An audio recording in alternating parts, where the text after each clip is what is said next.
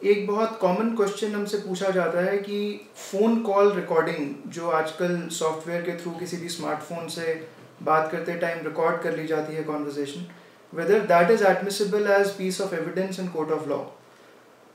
इसका straightforward यही answer है कि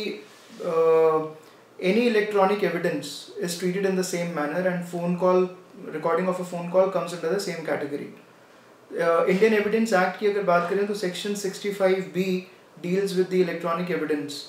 विच कैटेगोरिकली सेज कि अगर आप कोई इलेक्ट्रॉनिक एविडेंस पे रिलाई करना चाहते हैं ड्यूरिंग द प्रोसीडिंग्स तो उसके साथ आपको एक एफिडेविट देना पड़ता है अलॉन्ग विद द एविडेंस,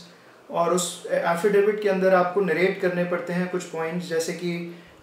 उस एविडेंस के साथ कोई टैम्परिंग नहीं हुई थी और आपने जो इलेक्ट्रॉनिक डिवाइस यूज़ किया था उस डिवाइस में किसी तरह का कोई सॉफ्टवेयर नहीं यूज़ किया गया था जिससे कि उसको वॉइस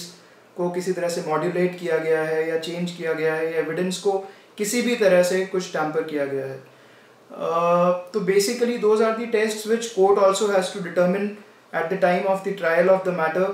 कि अगर किसी भी एविडेंस को कोर्ट रिलाई करना चाहती है तो वो टेस्टिंग लेबॉरेटरी में भेजा जाता है इलेक्ट्रॉनिक एविडेंस। जो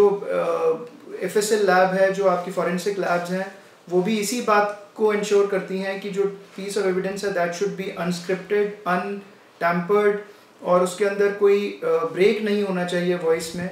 और एडिटेड तो बिल्कुल नहीं होनी चाहिए। तो it has to be a continuous piece of audio evidence.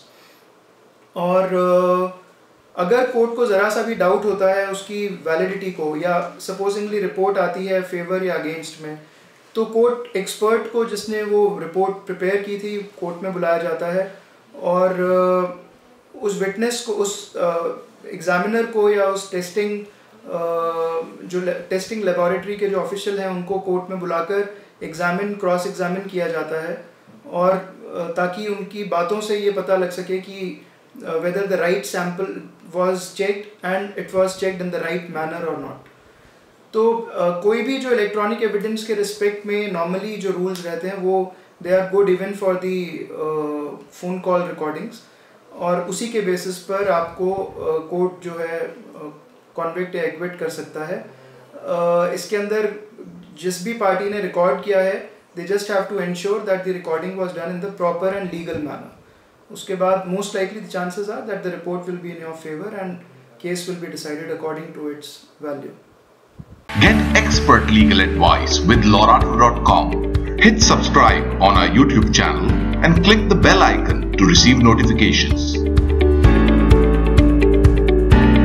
You can also follow our Facebook page and get the latest posts in your newsfeed.